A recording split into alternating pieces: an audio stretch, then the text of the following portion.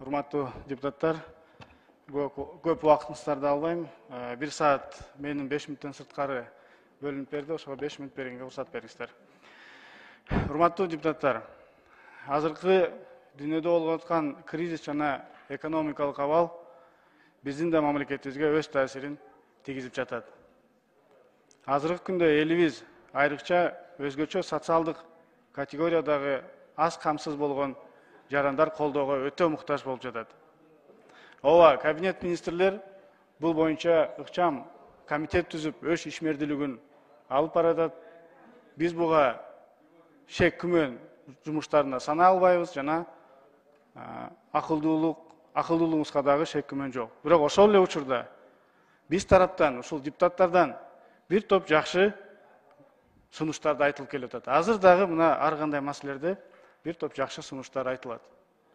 Сиздер биздин болгон сунуштарыбызды терс кабыл албай, тескерисинче пайдалуу нерселердин алып алып, чогуу консолидацияланган программаны иштеп чыгууңуздары зарыл деп айтмакчымын.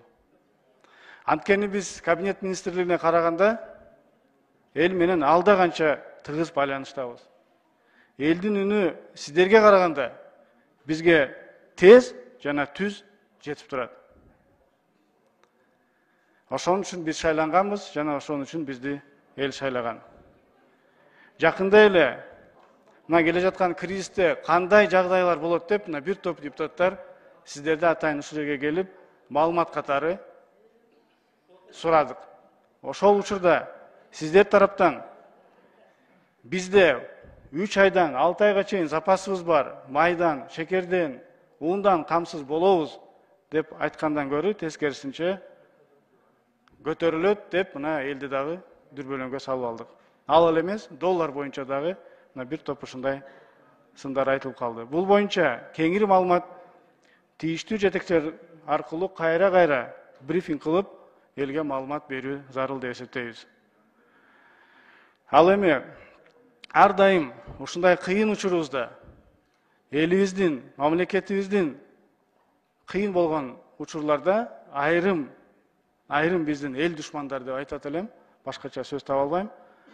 Алар өздөрүнүн негизсиз бааларды көтөрүп, керек болсо складтарынан товарларды чыгарбай, кымбаттаганда дагы да сатам деп, айрым категориядагы элдерибиз айрыкча акчалуулар барып сатып алып, өз мөөнөтүн күтүп, мына ушундай эл душмандарын биз КТРден болобу, социалдык тармактардан болобу, айтор 24 саат элге көрсөтүп, аларга сөзсүз түрдө биздин ички органдар аркылуу чаралар көрүлүш керек деп эсептейм. Ушул эле жагдай валюта боюнча дагы жүргүзүлүп келип жатат. Мына бул боюнча депутаттар мыйзам жазып коомдукууга жибердик. Бул боюнча болгону 17 000 сом эле штраф экен. Биз ушуну 1 миллион сомго көтөрүү боюнча маселесин көтөрүп атабыз. Андан сырткары бардык соода жүргүзүү мамлекеттин ичинде сом менен болсун деген мыйзамыбыз дагы, токтомдорубуз дагы бардыгы ишке ашпай жатат. Ал боюнча дагы эсептейбиз, сөзсүз түрдө биз күчөтүшүбүзгө абзелбиз жана кылышыбыз керек. Бул боюнча атайын өзүбүздүн улуттук программабызды эл карт деп коет, мына ошону күчөтүп, андан сырткары атайын санариптештирип, мына мобилдик телефон аркылуу эле бардык нерсени санариптештерге өткөнгө чакырып кетет элем. Мына башка мамлекеттерде айлык алгандан баштап бардык коммуналдык муктаждыктар, соода сатыктар бардык эле мына бири-бирине QR код менен эле тийгизип иштеп кете берет. Мына ошонун алкагында ККМдин да коюштун кереги жок болуп калат. Айтор биздин кризиске дагы өз жакшы таасирин тийгизет эле деп эсептейбиз. Экинчи жагдай, бул азыркы бизде болуп аткан мүмкүнчүлүктөр. Ар бир кризисте орусча айтмакчы окно возможности деп коет.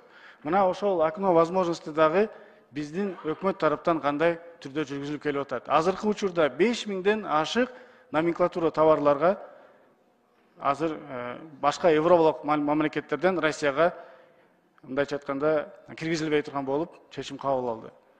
Ошолордун кайсынысын